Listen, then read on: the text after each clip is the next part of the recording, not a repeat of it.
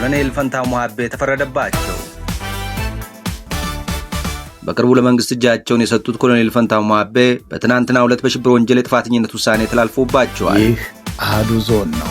የፌዴራል ከፍተኛ ፍርድ ቤት ልደታ አንደኛ የህገ መንግስትና የጸረ ሽብር ወንጀል ችሎት ትናንት ባስቻለው ችሎት በቅርቡ ለመንግስት እጃቸውን የሰጡት ኮሎኔል ፈንታው ሞሀቤ ላይ በሽብር ወንጀል የጥፋተኝነት ውሳኔ አስተላልፈዋል። ከ5 ዓመት እስከ ሞት በሚያስቀጣው ክስ ትናንት ጥፋተኛ የተባሉት ኮሎኔል ፈንታው ችሎት ላይ አለመገኘታቸውም ተዘግቧል። የክሱ መዝገብ እንደሚያስረዳው ከ3 ዓመት በፊት በአማራ ክልል የተከሰተውን የፖለቲካ አለመረጋጋት ተከትሎ ህገ መንግስቱን በኃይል ለመናድ የትጥቅ ትግልን አማራጭ አድርገው ተንቀሳቅሰዋል በሚል ኮሎኔል ፈንታው በሽብር ወንጀል ተከሰው በፍርድ ቤት ትዕዛዝ ሲፈለጉም ቆይተዋል ተብሏል። ግለሰቡ የፌዴራል ከፍተኛ ፍርድ ቤት በጋዜጣ ጥሪ ቢያደርግላቸው ሊገኙ ባለመቻላቸው ቀረበባቸውን ክስ መከላከል አልቻሉም በሚል በትናንትናው ዕለት ከ15 ዓመት እስከ ሞት በሚደርሱ ወንጀል ቅጣት ጥፋተኛ ሆነዋል ሲል ፍርድ ቤቱ በይኗል። የአፋሕድ ምክትል ሊቀመንበርና ወታደራዊ ዋና አዛዥ እንደነበሩ የሚነገርላቸው ኮሎኔል ፈንታው ሞሀቤ የሰላም አማራጭን ተቀብለው ለመንግስት እጅ መስጠታቸው ዛሬ ወር ገደማ ይፋ መደረጉ ይታወቃል። ኮሎኔል ፈንታው ጥፋተኛ የተባሉት በነ ዶክተር ወንደሰን አሰፋ፣ መስከረም አበራ፣ ጋዜጠኛ ጎበዜ ሲሳይ እና ጋዜጠኛ ዳዊት በጋሻው በሚጠራው መዝገብ ስር ተካተው ነው። በዚሁ የክስ መዝገብ ጋዜጠኛ ገነት አስማማው፣ ዶክተር ሲሳይ አውግቸው፣ የህግ ጠበቃ አለልኝ ምረቱ፣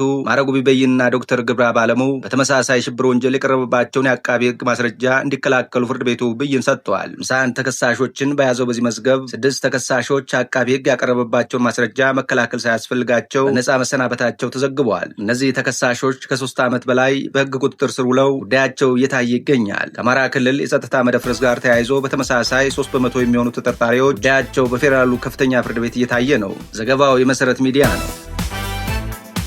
የሰላም ጥሪዎች ተደጋግመው መደመጣቸው እንደቀጠሉ ናቸው። ነገር ግን ይሄ በርካቶች ጩኸት የተናፈቀውን ሰላም ሊያስገኝ አልቻለም። ሰላምን የበላው ጅብ ሊጮህ አልቻለም። በተለያዩ የሀገሪቱ አካባቢዎች የጸጥታው መደፍረስ የዜጎችን ህይወት ፈተና ውስጥ ከቶታል። እነዚህ በሰላም እጦት እየተፈተኑ ካሉ የሀገሪቱ አካባቢዎች መካከል ደግሞ አንዱ የአማራ ክልል ነው። ማዕከላዊ መንግስቱ ሰላምን ለማስከበር በሚል ዘመቻ ሰራዊቱን በዚህ ክልል ካሰፈረ ሰነባብተዋል። ተፋላሚ ኃይሎች በበኩላቸው ጨቋኝ ከሚሉ ስርዓት አካባቢውን ነጻ ለማውጣት እንደሚታገሉ ያምናሉ። በዚህ ሁሉ ማለ እርቅ መንገድ በአንዳንድ ተፋላሚዎችና በፌዴራል መንግስቱ መካከል መጀመሩ በህዝብ ዘንድ ተስፋን ያጫረ መስሎ ነበር። ያም ይሁን እንጂ ለሰላም መስፈን የበኩላችንና በርክት ብለው ወደ ሰላማዊ ህይወት ከተመለሱ ግለሰቦች መካከል አንዱ የሆኑት ፈንታው ሞሀቤ በቀረበባቸው ክስ በፍርድ ቤት ጥፋተኛ መባላቸው ግራ አጋቢ ሆኗል። እንዲህ አይነቱ አካሄድ የተጀመረውን የእርቀ ሰላም መንገድም ከጅምሩ እንዳያበላሸው ተሰግቷል። አዳዲስ ሀገራዊ፣ አህጉራዊና ዓለም አቀፍ መረጃዎች በፍጥነት እንዲደርሱ ቻናሉን ሰብስክራይብ ያድርጉ።